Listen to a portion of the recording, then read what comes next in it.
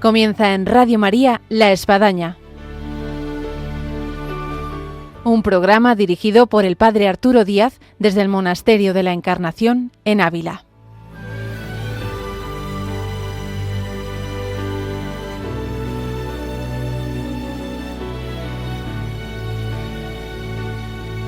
Hola, buenos días, les habla el Padre Arturo Díaz, bienvenidos a La Espadaña. Como último viernes de mes tenemos a María Ángeles Álvarez y que nos trae a San Juan de la Cruz en su vida y obra, en lo que nos habíamos quedado en el anterior programa de cada último viernes de mes de los testimonios acerca de San Juan de la Cruz allá en Granada.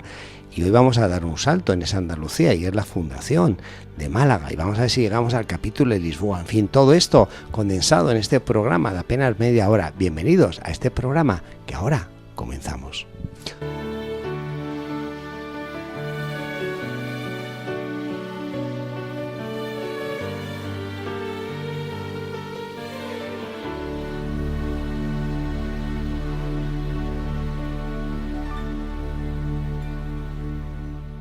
Hola, buenos días, María Ángeles. Hola, ¿qué tal?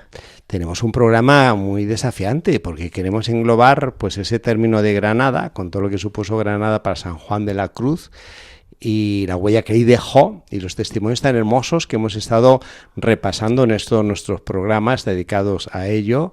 Y por otra parte queremos otear ya el horizonte de una fundación que sea muy importante, de Málaga, y nada más y nada menos a ver si llegamos a ese capítulo de Lisboa. Sí, porque junto a todas las cosas que vamos hablando de los testimonios sobre San Juan, de personas que les hizo tanto bien, sobre espiritualidad y todo, no tenemos que olvidar que había una especie de marcha imparable, ¿no?, de la propia orden en cuanto a fundaciones, que era un momento de plena evolución, y por otro lado de la propia orden en su constitución, ¿no?, de los elementos fundamentales. Con lo cual creo que este programa va a hacer un poco un panorama un poco como muy completo, ¿no?, de lo que era la vida de San Juan en estos momentos, ¿no? En primer lugar vamos a hablar un poco de testimonios que nos faltan, padre, de personas... De los que nos quedaban. Sí, muy poquito, de personas que no eran especialmente religiosas, ni religiosas ni laicas, pero que sí que se encontraron con el santo y que les cambió la vida y que también nos cuentan pues en las fuentes, ¿no? En los y esas son muy elocuentes, ¿eh? Sí. Es como cuando hoy en día el testimonio de alguien que es ateo, que es agnóstico, que va uno muy religioso, pues tiene en sí un eco muy especial. Claro, como por ejemplo una mujer que llegó un día ante nuestro santo con ideas de ahorcarse, ¿no? Sí. Y cómo él la convenció, ¿no?, para que siguiera viviendo y para que y entonces esto fue también algo que la cambió su vida, que le dio un nuevo rumbo a su existencia y que bueno, se llegó a contar en los procesos de beatificación del santo, ¿no? También nos cuentan cómo él reaccionó ante una riada. Yo cuando lo he leído pues me he acordado de nuestros acontecimientos tan cercanos, ¿no? Y cómo una riada muy grande que asoló cerca del convento suyo ahí en Granada y que dejó pues a toda la gente en una situación dramática, ¿no? Pues ya es que tenemos las imágenes de lo que hemos vivido, lo que vivimos. Y claro, la gente subía al convento a pedirles a los frailes para comer. Como sabemos, no tenían nada porque vivían en absoluta pobreza, ¿no? Y entonces él parece ser que lo que les daba era una jaculatoria, era decir, bueno, alimento no hay. Y lo que les voy a dar es no un pan de la tierra, sino un pan del cielo, que al final muchas veces nos salva de muchas cosas. O sea, siempre pensamos en la parte material de cuando tenemos una desgracia. Y no nos damos cuenta que hay panes espirituales que nos pueden hacer tanto bien y que lo necesitamos, ¿no? Esta jaculatoria que yo he recogido y que he dicho, bueno, la voy a dejar aquí pues según la necesito. Súper interesante. Que decía Fray Juan: oh, esperanza del cielo, que tanto adquieres y alcanzas cuanto esperas. Decir, bueno, ves que al final... Yo creo, María Ángeles, que la tenemos que repetir porque, claro, así cuando uno se encuentra con mendigos que en ese momento no llevan nada en el bolsillo ni en el bolso, dejar una palabrita. Y esta ejaculatoria, bueno, podría quedar así escrita en una estampa y hasta se la podemos dar al mendigo, a la persona necesitada. Repetimos la oración de San Juan de la Cruz ante la persona que estaba en mendicidad. Oh, esperanza del cielo, que tanto adquieres y alcanzas cuanto esperas. decir, de que todo lo que te estamos pidiendo, ¿no? El Señor siempre lo quiere y siempre al final nos lo va a dar. Y nuestra oración siempre llega a sus oídos. Encaja perfectamente en el tiempo que vivimos con la Iglesia del año jubilar dedicado a la esperanza. La esperanza, esa mirada a la esperanza del cielo. Sabemos siempre esa visión de San Juan de la esperanza, ¿no? Como aquello que nos lleva adelante en nuestra vida y que nos salva, ¿no? De todas nuestros problemas y nuestras preocupaciones. Bueno, también los hermanos del convento pues tenían mucha preocupación nuevamente por conseguir alimentos, ¿no? Y siempre estaba ahí esta idea del padre de no os preocupe, Dios proveerá, ¿no? Es una cosa evangélica, es decir, no hay que preocuparse, igual que el Señor dar de comer a las aves del cielo y a los pajaritos, a todos los animales, a nosotros nos va a ayudar, ¿no?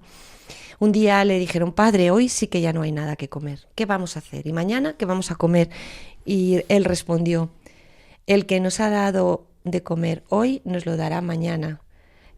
No acusemos la rebeldía tan presto, es decir, no nos pongamos rebeldes pensando en el mañana, sino que vivamos el presente y demos gracias a Dios por lo que tenemos hoy. Y también es yo creo que es algo que es otra gran enseñanza, sí. El no preocuparnos, vivir el presente. Eso yo creo que hasta las espiritualidades orientales y todo lo que hoy en día vivimos siempre están abocándonos a esto que también San Juan nos dice, no nos agobiemos por el mañana, vamos a vivir el presente, lo vamos a vivir en plenitud. Hoy tenemos para comer, vamos a alimentarnos y mañana Dios proveerá, ¿no? Como dicen aquí, tú lo habrás escuchado más de alguna vez, María Ángeles, las Carmelitas, vivir el momento presente y llenándolo de amor.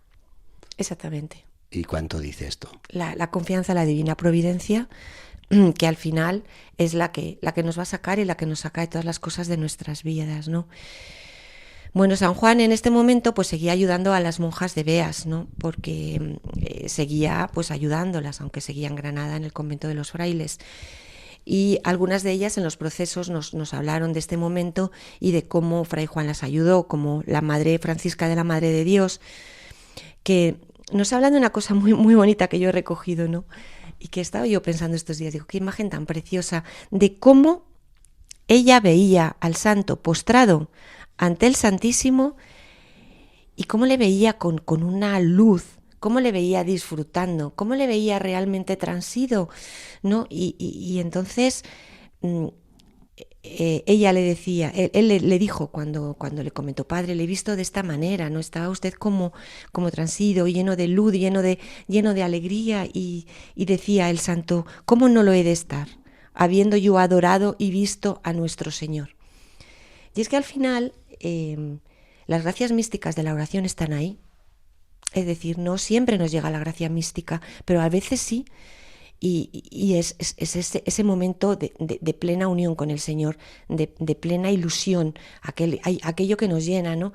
Y vemos cómo nuestro santo, aunque él no lo haya contado de manera directa, como por ejemplo hizo Santa Teresa, que nos ha contado muchas de sus gracias místicas, él, ¿no? Es todo como indirecto, todo a partir de sus escritos espirituales y a través de sus poesías, pero está claro que él también tenía estas gracias y que los que vivían con él y las que vivían con él pues lo veían, ¿no?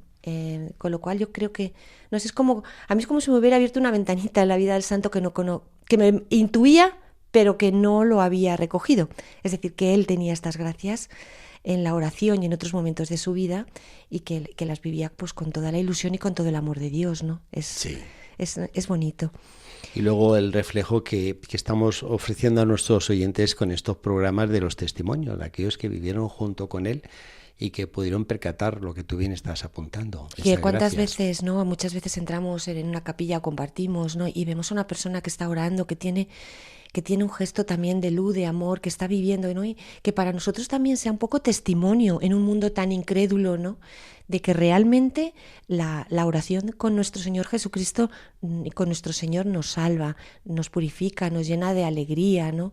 Y que hay personas que son testimonios, santos, que son testimonios, pero personas del día a día, Padre, que nos podemos encontrar en una capilla un día, ¿no? Y que decimos, gracias Señor, porque simplemente ver a esta persona a mí me reconforta, me da esperanzas, y me viene a decir que tú estás aquí con todos, ¿no? Sí, yo animo mucho a nuestros laicos, de manera especial, el testimonio que pueden ofrecer de una forma silenciosa, sin predicación, sin mucho más, solo con su gesto, con su presencia, con su postura, con su fervor.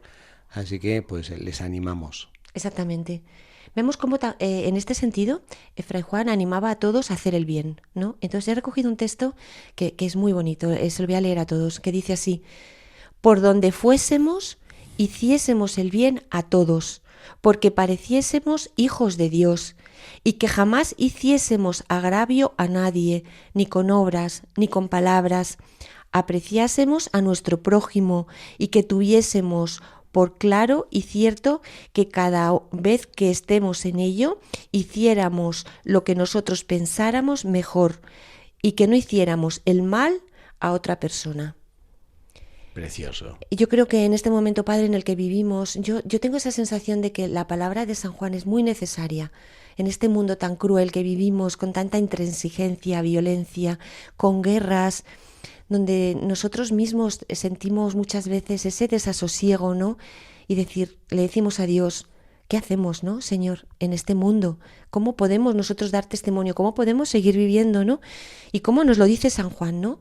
En esta lectura, por donde fuésemos, hiciésemos el bien a todos, porque pareciésemos hijos de Dios, es decir, que al final es el testimonio que damos, de que somos hijos de Dios, que hacemos el bien, ¿no?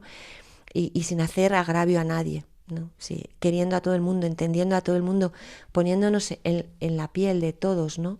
Y considerando que todos somos hijos de Dios, aunque pensemos de manera diferente, tengamos religión diferente o lo que sea, ¿no? Es un mensaje para la época de conflictos que vivimos que viene muy, muy a tono. Muy a tono. Yo creo que sí. A veces, María Ángeles, rezamos e imploramos la paz de una forma colectiva o a veces un poco abstracta y en estos casos cuánto comienza por sí mismo. El poder vivir en esa dimensión de poder hacer el bien y la paz que estamos contribuyendo a otorgar. Y que muchas veces no nos damos cuenta, ¿no? De algo que también Fray Juan nos dice, ¿no? Que cuando muchas veces hacemos mal a una persona, o sea, no la tratamos bien, no la consideramos, nos hacemos todavía más mal a nosotros mismos. Es decir, que cuando hacemos esto a un prójimo de mala manera, ¿no? Eso al final nos va dejando a nosotros un pozo también en nuestro interior. Bueno, en este momento también le llega a Fray Juan la petición de la Fundación de las Descalzas en Málaga, ¿no? Y esto pues... O sea, que damos el salto de Granada a Málaga. Que para la época y el momento de San Juan de la Cruz es un vértigo. Sí. Allí llegó Fray Juan y la Fundación se llevó a cabo, ¿no? Una señora principal, que era Ana Pacheco, le pidió al padre Gracián que trajera a Málaga la Fundación de Carmelitas Descalzas.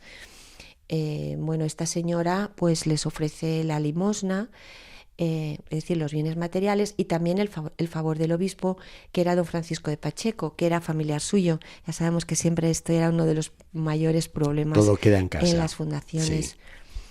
El padre Gracián encargó a San Juan que lo hiciera, que hiciera la fundación. Este fue, alquiló una casa en la parroquia de los Mártires y escogió a 3 monjas de Granadas y de Beas. Y bueno, pues se pusieron en marcha para ir a hacer la fundación. Y bueno, nos cuentan las crónicas que una de las madres, la Madre María de Cristo, pues tuvo un accidente con la cabalgadura y que se cayó del caballo porque el caballo se encabritó en un momento determinado y que bueno, parecía grave, pues hasta que Fray Juan le atendió a la monja y limpió las heridas. Bueno, he recogido este dato porque me parece que es necesario también poner un poco la parte un poco heroica de todo esto, es decir, que decimos, bueno, se hace la fundación de Málaga, pero es que en aquel momento el camino de Granada a Málaga... Hay que imaginarse cómo era. Y ponerse andando en caballo, ¿no? Es decir, cómo realmente se ponían muchas veces en peligro, ¿no? Y lo valioso que es, ¿no? El que lo hacían por los demás de esa manera desinteresada, ¿no? Estas hermanas que van a fundar. Y luego lo insólito, porque en ese tiempo al carecer las comunicaciones que hoy tenemos, pues uno no sabía con certeza cómo iba a ser el lugar, en fin, qué requería, hasta dónde íbamos a dormir y dónde íbamos a rezar, en fin. Sí. Que uno iba a una aventura total, guiado por la fe, que es creer en lo que no vemos. Así que no se veía nada. No se veía nada. La fundación de Málaga fue el 17 de febrero de este año 1585, pero en mayo de este año Sí. Fue el capítulo provincial de Lisboa. Entonces, Fray Juan se puso en camino para Lisboa. Es increíble, ¿no?, la cantidad de kilómetros que se hizo el santo andando, ¿no? El padre José Vicente Rodríguez, ¿no?, nuestro querido profesor, Bien lo relata. dice que él ha hecho un cálculo más o menos de cuántos kilómetros hizo Fray Juan. 720 kilómetros desde Granada hasta Lisboa. He recogido este dato porque me parece como increíble, sobre todo en una época en la que, ya sabes, estamos hablando de todas las cosas, ¿no? Había que ir andando en pollinos, en fin, era todo una verdadera proeza. Se nos quedan ahora cortos los caminos de Santiago, cuando nos sentimos medio héroes porque gané la Compostelana, hice 100 kilómetros, vamos. Para esta gente era lo más normal, 100, 200, 300, 400 y más. Es tremendo, ¿no? Lo que hacían y en las condiciones tan precarias, ¿no? Bueno, en el capítulo provincial de Lisboa se procedió a la elección de los definidores, que fueron elegidos, ¿no?, por este orden. El primero que fue elegido fue el padre Jerónimo de la Madre de Dios, el padre Gracián; el segundo, San Juan de la Cruz; el padre Antonio de Jesús; y el último, Gregorio Naiaceno. El padre Gracián habló de la marcha de la provincia y, bueno, hizo alguna defensa sobre algunas de las calumnias que se hacían sobre él, ¿no? Esto lo he recogido porque ya empezamos a ver un poco el malestar que había en relación al padre Gracián, ¿no?, y que va a explicar algunas de las cosas que le van a pasar al pobre más adelante, ¿no? ¿Qué es lo que se decía y qué es por lo que se defendió el padre Gracián? En primer lugar, por la blandura del gobierno, ¿no? Que ya vemos que había otros padres, sobre todo el padre Doria, pues que era más partidario de que fuera todo mucho más riguroso, y cómo este padre Gracián estaba más del lado, pues, de Santa Teresa, ¿no? Con una visión menos rigorista, ¿no?, y más auténtica. Por otro lado, también se le criticaba la entrega al apostolado en detrimento de sus obligaciones como superior, ¿no? Algo que vemos que también se le criticó a San Juan, ¿no?, justamente en el concejo anterior, de haber metido en la orden a parientes y hermanos, de haber aceptado a ciertas personas en detrimento de otras, de no tener en cuenta lo que los demás le decían, sino seguir sus propias ideas. Y una última cosa, que también va a ser para él, luego le va a traer algún problema, es que decían que tenía mucha amistad con las monjas, mucho trato con monjas, ¿no? Es una de las cosas que se le empezó ya a criticar en este momento. Y todo esto, pues a él le dolió, ¿no? Fueron como heridas que se le hicieron, ¿no? Y que, bueno, que al final era un daño muy grande, porque pensemos que no es solo, eso también lo vimos cuando hablamos del otro capítulo, no es que se lo dijeran a él a modo personal, que uno puede encajar las cosas, es decir, que se pueda analizar tus cosas y tu vida de una manera, sino es que él era el superior. Entonces el dolor fue más grande todavía, claro, cuando se le criticó en este momento. Entonces, en ese momento, el padre Gracián salió y propuso como único candidato al padre Nicolás Doria, ¿no? Y cuando San Juan contaba esto, pues recordaba su opinión, ¿no? O sea, esta nueva premonición que tuvo, ¿no? Que se quería hacer provincial y sucesor suyo al padre Nicolás Doria, y la premonición que hizo Fray Juan en este momento es que él le habría de quitar el hábito al propio padre Gracián. ¿Cómo así fue? Como así fue. Como sabemos, San Juan era realmente profeta. Tenía ideas premonitorias, ¿no? Bueno, en este capítulo, pues el padre Gracián llevó adelante el proyecto de llevar el Carmelo a México, ¿no?, donde le dieron permiso el Consejo de Indias y partieron 12 frailes a México. Bueno, voy a hacer un pequeño inciso y voy a hablar de una cosa que siempre se habla en la vida de San Juan, bueno, que ocurrió ahí en Lisboa, ¿no? Es que estando allí Fray Juan, en Lisboa, pues había una monja, Sor María de la Visitación, que era muy famosa porque tenía llagas. Sí. Y tenía Famosísima. llagas en los costados y en el costado y en las manos y en los pies, como nuestro Fama Señor. de santa, de mística, en fin. Todos estaban como muy impresionados con ella y le pidieron a San Juan que fuera, ¿no? Porque iban todos como en romería, según nos cuentan las crónicas, a ver a la monja. Y entonces cuando le dijeron eso a San Juan, él dijo: vaya de ahí, ¿para qué quiere ir a ver un embuste? Y le reprimieron, ¿no? Que no, que tenía que ir a verlo, que tenía que ir a verlo, en fin. Pero él rápidamente vio que aquello era un embuste antes de ir a ver a la monja, padre, ¿no? Que íbamos a contar todo lo que pasaba. Y ya decía Fray Juan: no he menester ver las llagas, porque la fe que tengo de las llagas de mi Señor no tiene necesidad para nada de que yo crea en las llagas de una persona aquí. Es decir, a mí me da igual que tenga llagas, que no, a mí eso no me importa para mi fe, ¿no? Bueno, pues uno de los frailes, Bartolomé de Benito, pues llevaba siempre unas reliquias de la sangre de esta monja, ¿no? Porque ya se consideraba, ¿no? Y bueno, y Fray Juan, pues cuando se enteró, pues le dijo que él pensaba que era una santidad fingida, ¿no? En el viaje, cuando le preguntaban por las monjas de las llagas, pues él contestaba: yo no la vi ni quise ver, porque me dejara que quejase yo mucho de mi fe si entendiera que había que creer un punto con ver cosas semejantes. Realmente Fray Juan no era tampoco muy partidario o muy devoto de las reliquias de santos ya reconocidos. Es decir, todas esas partes de religiosidad popular no iban con su espiritualidad, aunque lógicamente cuando eran de santos reconocidos él las respetaba. Claro. ¿No? Pero no era este caso, porque él vio siempre que era un embuste. Es decir, que así fue, ¿no? Como lo confirmó luego después la hermana María de San José, que había estado hospedado en las dominicas, y que un día la hermana María de San José le había arrancado la toca y que vio que no tenía nada en la cabeza.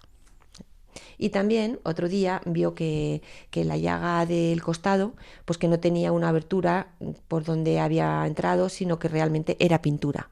Es decir, que todo era una monja que fingía todo este tipo de manifestaciones, estigmas, ¿no? que de no estigmas. Eran, sí.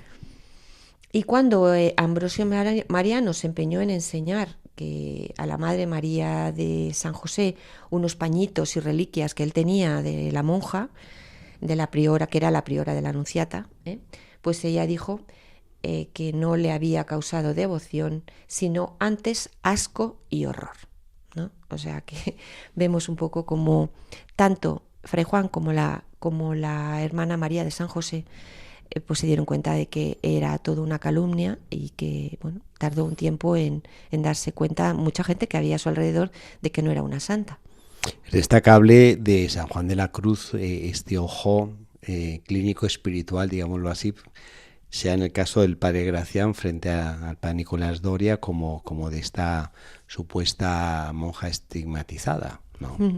Exactamente, y como él rápidamente vio que no era tampoco, ni era él muy partidario de estas devociones, pero menos cuando eran cosas falsas, ¿no? Continuó el capítulo de Lisboa, pero claro, como habían determinado que fuera el padre Doria el que fuera el superior, pues le llamaron y tuvieron que suspender el capítulo hasta que el padre Doria llegó a España, ¿no? Que llegó el 17 de octubre.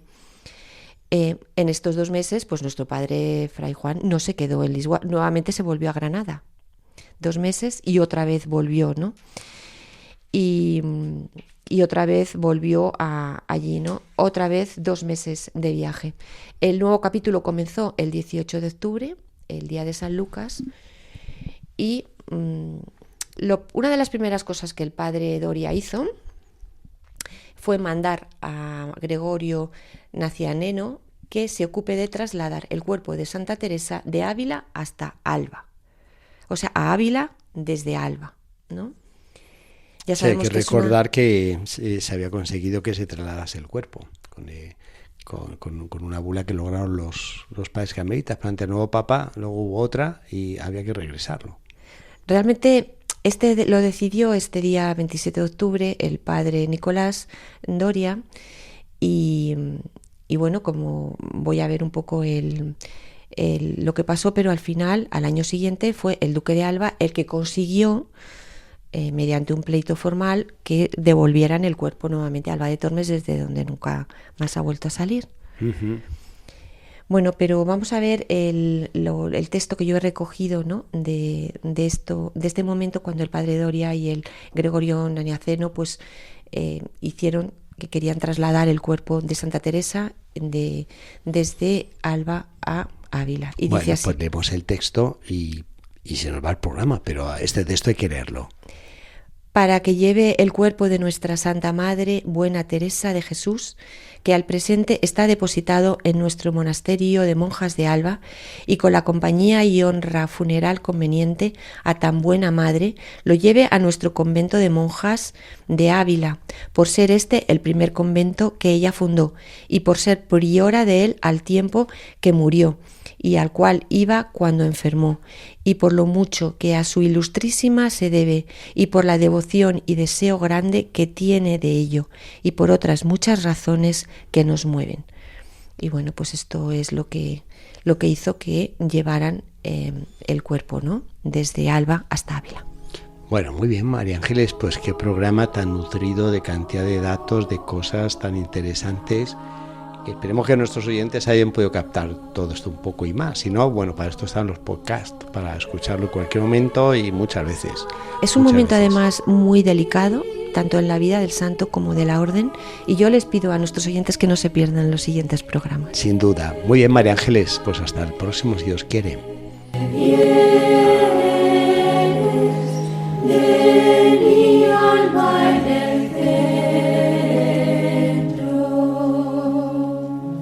Llegamos así al final de nuestro programa de vida y obra de San Juan de la Cruz con María Ángeles Álvarez, en este recorrido un poco maratónico que hemos tenido en San Juan de la Cruz, de Granada a Lisboa, de Lisboa a Granada, y escuchando los testimonios que de él nos depositaron los que le conocieron en Granada, como esa fundación en Málaga, como el capítulo de Lisboa, en fin, que queda todo esto aquí en este nuestro programa y lo pueden escuchar, como hemos dicho, en podcast, y quedamos emplazados hasta el próximo viernes, Dios mediante, aquí en La Espadaña.